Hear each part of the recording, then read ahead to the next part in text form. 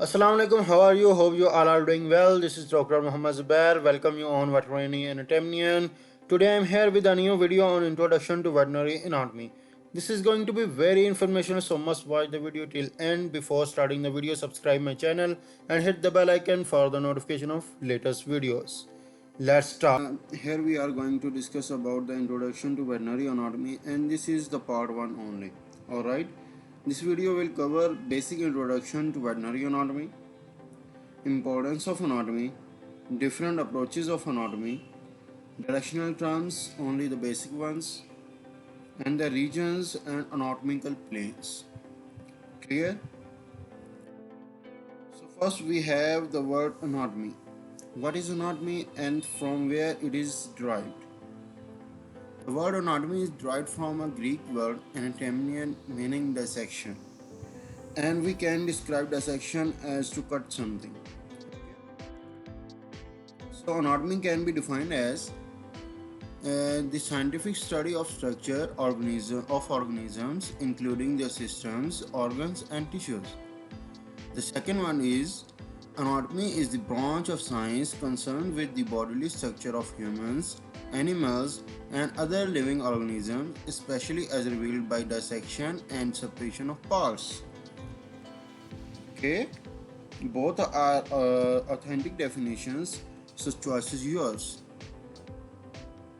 Now, veterinary anatomy. What is the word veterinary and from where it is derived?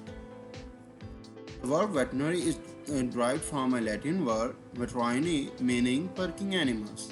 We can also say working animals as domestic animals. We have definition. Veterinary anatomy is defined as the scientific study of structures of domestic animals, including their systems, organs, and tissues.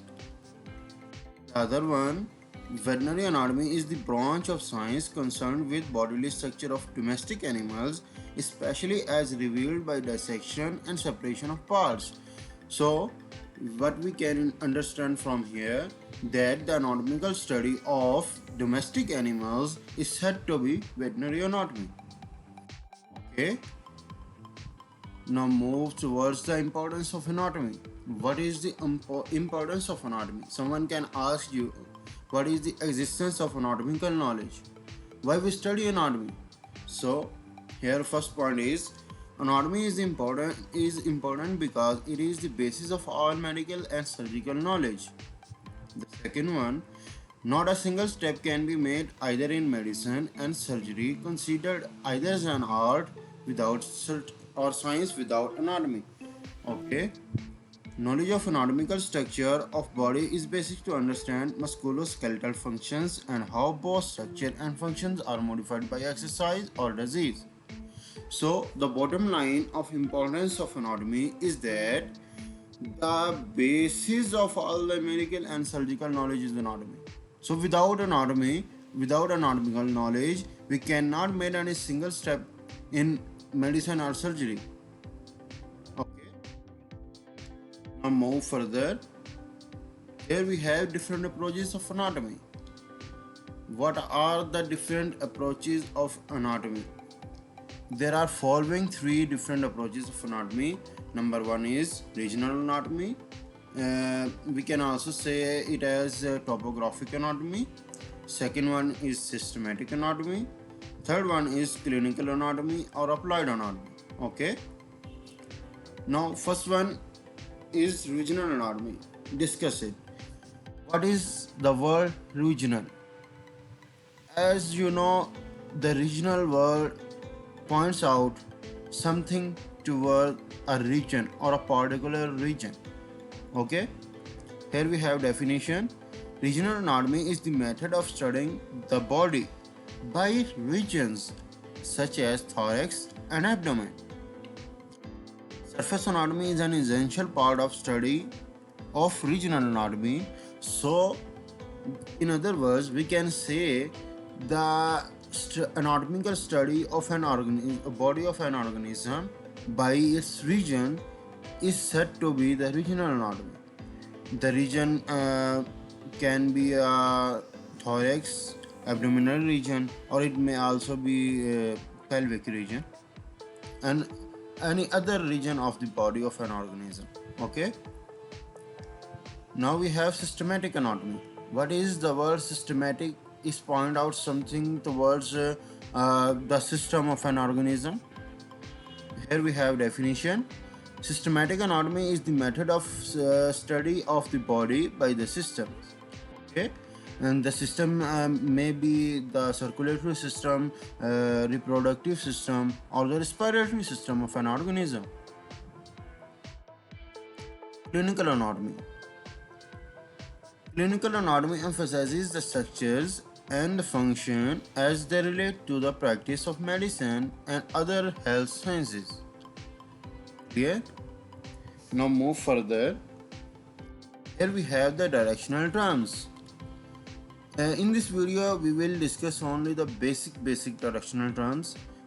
Okay, let's define what are the directional terms. Directional terms describe the position of structures relative to other structures or location in the body. Directional terms are also called as topographical terms. And here we have some basic directional terms. Number one is cranial, caudal, dorsal, ventral, medial, lateral, proximal, distal, rostral, and oral, palmar, plantar, aboral. Now discuss about the cranial. What is the word cranial?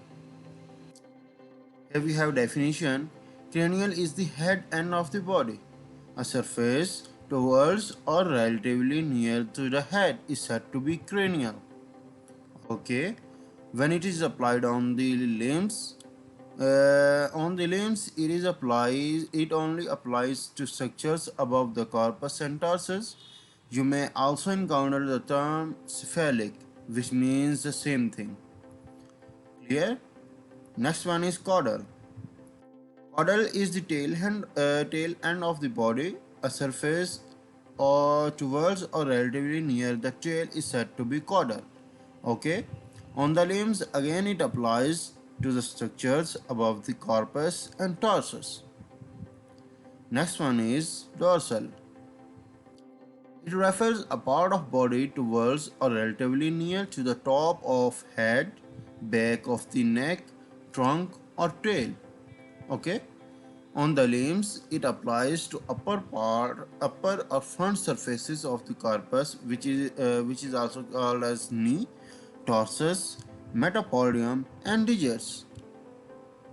I hope till here you are clear. You have no question about these direction terms or the anatomic definitions of anatomy or any other thing. If you have, you can ask me in the comment boxes. Now move further. What is this ventral? The surface directed towards the crown is said to be ventral. Towards or relatively near to the underside of the head or body of an organism is said to be ventral. Next one is medial. A surface or a structure which is nearer than another to the median plane is said to be medial. For example, towards a part of a body which is nearer or a relative or towards the median plane of an organism is said to be median. Okay. Next one, lateral. Surface which is further than another from the median plane. Here we have, for example, here we have an organ which is farther apart, another from which is nearer to the median plane. Then we said that surface or that a particular organ is lateral. Okay, it can either be on the left side, it can either be on the right side of an organism. Repeat. A surface which is further than another from the median plane is said to be lateral. Next one is proximal. Towards or nearest the trunk or a point of origin of a part is said to be Proximal. For example, the proximal end of femur joins with the pelvic bone. Next one is distal. A surface or a part of a body of an organism which is away from or farthest from the trunk or the point or origin of a part is said to be distal. For example, the hand is located at the distal end of the forearm. Okay. Next one is rostral. It applies to the head region only. A surface towards or relatively near to the nose is said to be rostral. Oral, something about mouths. It applies to mouth region only. A surface towards or relatively near to the mouth is said to be oral. What is a boral? Oh, it applies to the surface opposite to or away from the mouth region. Okay, any surface which is opposite to or away from the mouth region is said to be aboral. Palmar. It refers to the face opposite to the dorsal face. Okay, and the older term of palmar was volar, and it is applied only on the forelimbs. Okay, here we have plantar. It refers to the face opposite to the dorsal face again, and the difference between the plantar and palmar is that the plantar is applied only on the hind limbs. Palmar is applied on forelimbs of the organism, while the plantar is applied only on the hind limb of an organism. Okay. Now next, here we have the diagram, and you can see here. Sorry, you can see here what is rostral. I as I defined earlier, that rostral is applied only on the head region, and something which is nearer to the nose or a surface which is nearer or pointing towards the nose is said to be rostral, as you can see here. Now, what is cranial? It is the head end of the body, okay, head end of the body, and which a surface or particular part of the body of an organism which is nearer or pointing towards the head region is said to be cranial. Here we have caudal. It is the tail end of the body, and something or a part of the body which is pointing towards the tail end of an organism is said to be caudal. Simply, here we have dorsal, and any surface or a particular part of the body which is pointing towards or nearer to the upper back of the body is said to be dorsal. Here we have ventral. The underside of the head or the body of an organism is said to be ventral, which is actually the opposite to dorsal surface. Okay. Here we have a palmar. Okay, as you can see here we have palmar, which is applied only on the forelimbs of an organism, and it is the opposite face of dorsal face, as you can see here. And here we have plantar, which is actually applied on the hind limbs of an organism, and it is opposite face to the dorsal face, as you can see here. And the dorsal, as we have discussed earlier, that dorsal, when it is applied on the limbs, it applies to the structures or parts which are upper to the tarsus and corpus, and similar case in the hind limb. Okay, clear? Now move further. Here we have terms to indicate the relative distance from the surface of the body. Okay, the first one is superficial. A thing or a particular part which is relatively nearer to surface of the body or to the surface of a solid organ is said to be superficial. read anything or a particular part which is relatively near to the surface of the body or to the surface of a solid organ is said to be superficial. Now, deep, relatively near to the center of the body or center of a solid organ is said to be deep. Okay, any structure which is relatively near to the center of the body or the center of a solid organ is said to be deep. Now move towards external. It is also said to be as outer.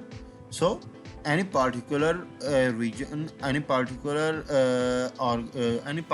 thing which is away from the center of the hollow organ is said to be external. And similar and just opposite to it, we have internal or inner. Any particular thing which is close to or in the direction to center of the hollow organ is said to be internal. Clear? Okay. Move further.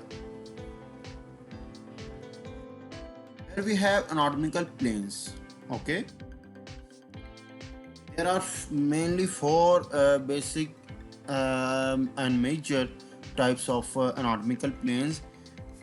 First one is median plane, second sagittal plane, third transverse plane, and fourth one is dorsal plane. So first we are going to discuss about the median plane. What is median plane? It divides the head body of the limb longitudinally equals to right and left halves. As you can understand from the word median, it's that here it will be a plane which divides an organism into two equal halves from the midline. Okay. So median plane is a plane which divides the body of an organism from head to tail into similar left and right halves of into a quadruped organisms. Okay. Median plane is a plane which longitudinally divides an organism into left and right equal halves. It cuts the body of an organism at right angle to transverse and dorsal plane. Okay. What is sagittal plane? Here we have definition. Sagittal plane passes through the head, body or limb parallel to median plane and divides the body into two unequal halves. Okay. The sagittal plane is a plane which is actually parallel to the median plane but divides this body of an organism into two unequal right and left halves. Okay. Here we have transverse plane. It cuts perpendicular to the median plane or at right angles to its long axis or an organ or limb. Or here we have another definition of transverse plane. The transverse plane or axial plane, which is also called as horizontal plane or transaxial plane, is an imaginary plane that divides the body into superior and inferior parts. It is perpendicular to coronal plane or other name of coronal plane is dorsal plane and sagittal plane. Okay. Now dorsal plane, which we also can call as frontal plane or coronal plane. Okay. Plane that divides the body of an organism in equal upper and lower halves at right angle to median plane and transverse plane is called as dorsal plane. Here we have diagram. With the help of diagram, I can explain you these anatomical planes. As you can see here, first of all, we start from the median plane. Okay. The plane which divides an organism from the center of the body starting from head to tail into equal left and right halves is said to be median plane. As you can see here, the head and remaining body of an of dog, which is showing here, which is shown here, is divided into two equal left and right halves. This plane is actually what this plane actually is what median plane. Okay. Now frontal or coronal plane, which we can also say as dorsal plane. It is the plane as sorry it is the plane which divides the body into two upper and lower parts. Okay, into two equal upper and lower parts is said to be coronal or frontal or dorsal plane. As you can see here, this plane divides the body of an organism into two upper and lower equal halves. Okay. Now transverse plane. What is transverse plane? A transverse plane is a plane which divides an organism into two equal superior and inferior part, and it is at the right angle or perpendicular to the frontal or coronal plane and the median plane. Okay, as you can see here, this one is transverse plane. Yeah, here where my pointer is moving, this one is transverse plane which divided the organism, which here has divided an organism into two equal inferior and superior part. Okay, now take a quick review of directional terms and anatomical planes. Here we have a diagram. With the help of this diagram, we will take a quick review of directional terms and anatomical plane. So first of all, start with the anatomical planes. Here we have a median plane. Any particular plane which divides the body of an organism at right angle to dorsal plane, and the transverse plane at right angle to dorsal plane and transverse plane into two equal right and left halves is said to be median plane. Any particular plane which divides the body of an organism into left and right equal halves starting from head to tail is said to be median plane. As you can see here, where my pointer is moving, this one is median plane which is dividing and the dog into two equal left and right halves from starting from head to tail, or passing from head, center of the head, then vertebral column, then tail, and divide it into two equal right and left halves is median plane. Understand? Now we have dorsal plane. It is a part. Can also be called as coronal plane or frontal plane. It is the particular plane which passes from the body of an organism at right angle to transverse plane and median plane, and divide it into two equal halves which are upper and lower. Repeat. And the dorsal plane is a particular plane which divides the body of an organism into two upper and lower equal halves, and it is at the right angle to transverse plane and median plane. Okay, now we have transverse plane. What is the transverse plane? It is the plane which divides the body of an organism into two equal superior and inferior parts. This one is superior, this one is inferior part. And this is the transverse plane where my pointer is moving. The plane that divides the body of an organism into two equal superior and inferior parts is said to be transverse plane. Okay. Now here we have a sagittal plane parallel to median plane. Actually, the sagittal plane is a plane which passes parallel to the median plane but divides the body of an organism into unequal two halves to into unequal to left and right halves is said to be sagittal plane. Here in this diagram, the sagittal plane is not shown, but I am telling you that the sagittal plane is a plane which passes parallel to median plane and divides the body of an organism into two unequal right and left halves. Median plane is a plane which divides the body of an organism into two equal and left and right halves. But the sagittal plane is a plane that divides the body of an organism into two unequal left and right halves and passes parallel to median plane. Okay, clear? Now move towards the directional terms. As I said earlier that the Russell term is only applied to the head region or the skull region of an organism.